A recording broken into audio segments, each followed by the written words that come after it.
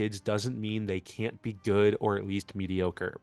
It doesn't mean that they can't still write interesting characters or put together a cohesive plot. I'm not asking for Citizen Kane here, but I am asking for a movie that is on par with the quality of the first Harry Potter. And Sea of Monsters, just like The Lightning Thief, cannot get out of its own way in order to achieve that. Let's get right into my biggest issue with the film. Because the first movie did nothing to set up the rest of the series and only vaguely felt like a Percy Jackson movie in the first place, this movie does a ton of catching up, which already puts the film behind the eight ball and makes everything feel forced. The film starts with Percy recounting the story of Talia and her sacrifice for the fleece, which isn't mentioned at all in the first movie like it is in the book. Because in the film stories, we have no idea of the fleece importance until now, or really of its existence at all. The fleece suddenly being poisoned and not able to protect the half-bloods feels largely unimportant. We get about 20 minutes or so before the fleece starts letting in monsters, but because we're just hearing about it now, it feels like the fleece was never that strong to begin with. It's like that old saying, if a tree falls and no one can hear it, does the fucking fleece even matter? Prophecy is also unveiled to Percy in this one, which again puts this movie and franchise behind the eight ball again. In the books, the prophecy is talked about from book one, and it gives every book, every passing chapter, every moment in the series that much more importance. As Percy gets older in the books and gets closer to the age of 16, where he's supposed to make an important choice, every day that passes is that much less time. When you forget to even mention the prophecy in the first movie and cast older actors in the first place, you make that first movie and the franchise as a whole feel that much less important. It's fine to mix and match different moments. The conversation with an oracle could happen in any of these books/movies, but not including the main arc of the series, thereby excluding the main villain of the series in Kronos, only to include it in the second one, makes your other entries and attempts at a story feel that much less important and less worth watching. And combine that with this movie's decision to give you everything at once, makes for a movie that just feels forced and uncaring. And on the topic of Kronos, he's just thrown in like he's not the main force of the series because they forgot him in the first one. When you forget the main villain of a movie and just throw him in, doesn't really seem that imposing of a villain. Whatever. I guess I'll just take inspiration from this movie and forget to pay my taxes. See what fucking happens. I don't know. The best part, this movie still can't fucking help itself. In the last one, the film decided to cut out a bunch of scenes and plot points from the book, only to include much more worse aspects, like the green pearls or the scene at the Parthenon, which was universally hated by fans and hated by Rick Riordan, the author of these books as well. So what do they do here? They add a bunch of stuff that everybody will hate. For some reason, Clarice joins the quest instead of going on her own and being a source of competition for Percy and the crew. Percy's mom just isn't mentioned at all, even though she was the main emotional backbone of the first film.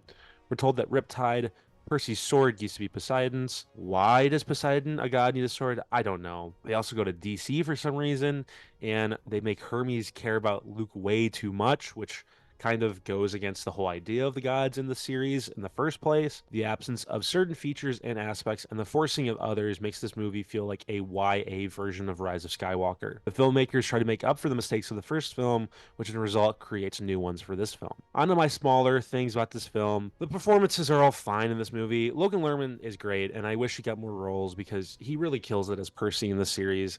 Annabeth and Grover are fine. I just think that most of the characters in this movie are all written kind of dumb and annoying and given nothing to do. Grover's just a stereotype like he is in the last movie. And Annabeth is just boring. She's written in one way, and my god, her blonde hair and fashion is just so horrible in this movie.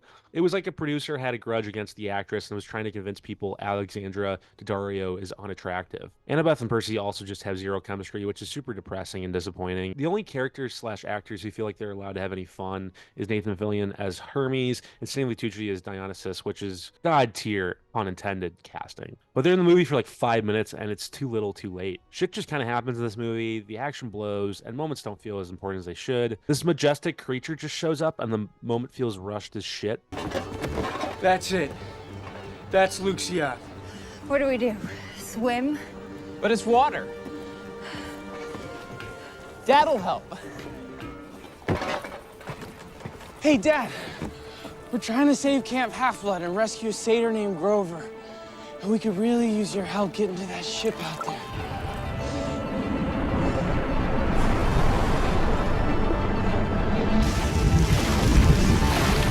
It's a hippocampus.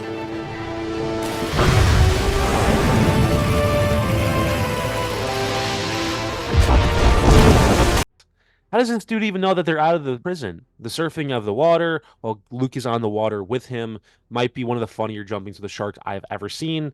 Also, the food the kids are eating looks so cheap. Don't get me started on the CGI. This movie had a $5 million cheaper budget than the first movie, but you can convince me that in half the budget, or maybe just like $5, a lot of the CGI in here has that uncanny valley effect that you see when CGI is done poorly. And Tyson's eye is especially horrifying since that is a major part of his character. You have to look at it for a good portion of the movie. The action also isn't especially shot well, with the opening action scene where Percy is climbing looking like it's an X Games video, and the lighting is pretty awful too. The movie looks like the camera's iris is turned all the way up or not turned on at all. This is a common thing for movies nowadays, but the more we point it out, the better the chance movies actually give a fuck about lighting again. The ending is rushed. It's hard to really explain it, but the last quarter of the movie just feels like they pushed the fast forward button because everything happens so fast without reason that it's hard to really understand what's even happening. This is also where it feels like the writing and performance all drop off, so everyone just seems like they don't care. All in all, this movie just blows. There's no heart, there's no care, there's no reason for this film to exist. It's disappointing because Percy Jackson could have been such a big series in the right hands, and the crews behind these movies just didn't care. Percy Jackson deserved better. It deserved to be worked on by people who actually cared for the property like the fans cared for the property, which is why I'm actually happy to report that the series, which is now streaming on Disney Plus, is actually pretty awesome. This is not an ad by any means. I just want the show to do well and for us to get all the books made into the series and for Percy Jackson to be as big and important as he always should have been. Once I heard Rick Riordan was going to be a key driver behind the series, I had high hopes, and thus far those hopes have been hit on. The show adheres to the books, making slight alterations when it makes sense or because something new might make more sense for TV. The cast is great, with Walker Scobell leading the way, and there just seems to be so much love and craft put into the show.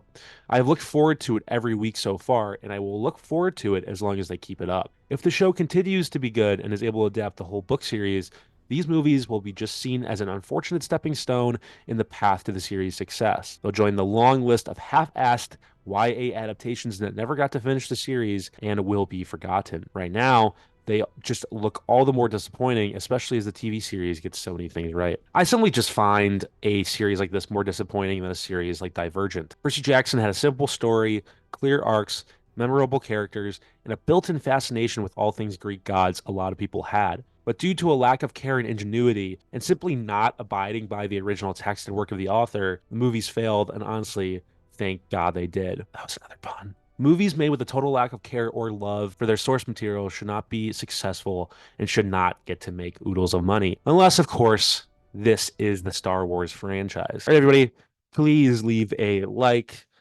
Maybe you can subscribe, maybe share this with your friends. I would really appreciate that. Thanks for watching. I will see you in the next video.